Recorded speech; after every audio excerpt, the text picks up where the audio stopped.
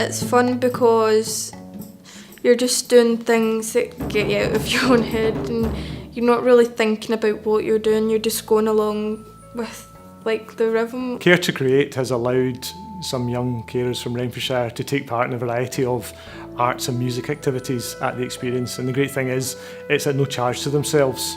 You know, you're learning new skills every day, so you pick it up a lot quicker, you're going to get better at it a lot quicker as well. It creates a space where they're not the odd ones out, that they're the majority, that it's positive and friendly and happy. Give me a paintbrush and a bit of paper and I'd rip that paper up from the paintbrush away. But then I came here and they were always painting, so I started it and now I've been able to enjoy it more. Young people who would avoid education in the past are now happy and willing to be involved. That's a miraculous turnaround for some of these young people.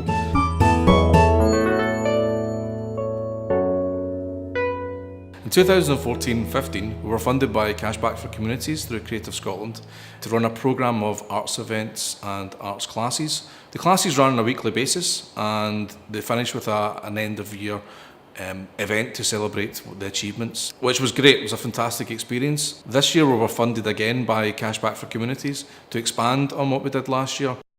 When you think of the summer holiday period, you tend to think of that being a really happy time that young people look forward to. School's out for summer and people go away on their summer holidays and enjoy the weather and enjoy being out and socialising with their friends.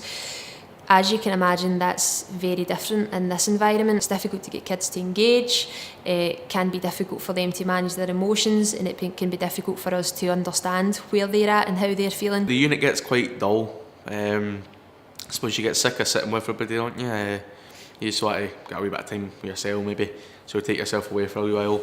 But then you get bored of your own company, so then you go back, so it's just kind of, there's not really a lot to do. This year we've been fortunate enough to have further funding from Creative Scotland, which has allowed us to add to our programme things of an artistic nature, including parkour, sewing, special effects makeup, arts and crafts, a whole range of activities that our kids have thoroughly enjoyed. The first time I went into prop making, got straight in and enjoyed it. I've made scars, I've made a heart, a brain, teeth. I'm quite into things like that, quite like get my hands right in, you know, just get stuck in about things, messy, art kind of thing. We're seeing a group of young people who are really learning now and really understanding what it takes to learn something new, rather than just getting in full steam and not really giving consideration to how well that's going to work and what they can do next. So it's nice to see that sort of progression. It's also really nice for them to have something tangible that they can take away, whether that's a gift that they give to their mum, whether it's something they keep in their bedroom, whether it's something that they'll still have when they leave the centre. It's not going to be the case that everyone will be a parkour expert. It's not going to be the case that everyone will be a jewellery maker. But our hope is that with the use of this Creative Scotland funding, that something sticks. So whether it is I can overcome a hurdle, I can learn something new, or in fact I can do jewellery making, I can be a seamstress, I can do whatever I want to do. People are coming in and teaching you. You might not get the opportunity to do that elsewhere, you know. It's definitely a good programme to get involved in. I've thoroughly enjoyed it. I'm confident that this process, gaining skills, learning something new, will benefit them in the future. Caring for somebody close to you is like one of the hardest things a child could get. It can be very draining at times.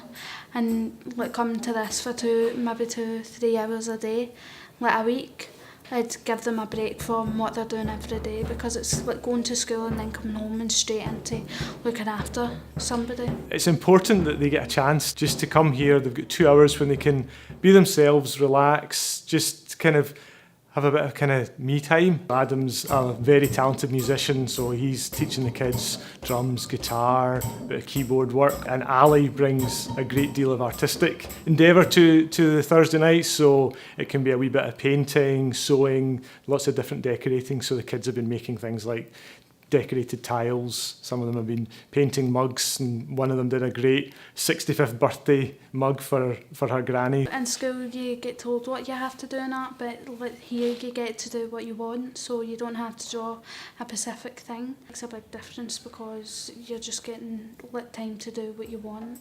Just makes your learning a whole a lot easier. With Adam and the whole group, it kind of just helps because you have other people playing rhythms and then somebody the same can be playing the same rhythm as me, so I can kind of just flow with the music and do what I want, to be honest.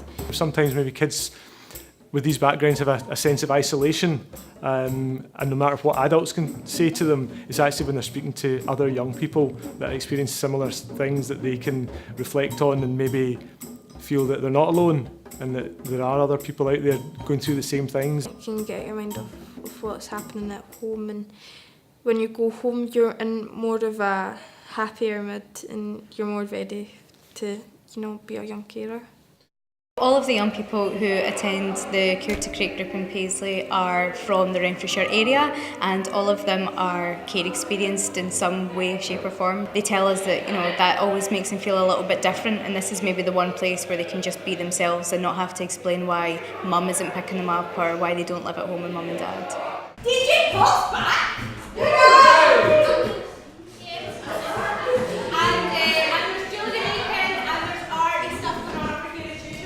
Been coming here for a good few months, and since I've been coming, it's very welcome and easy to talk to,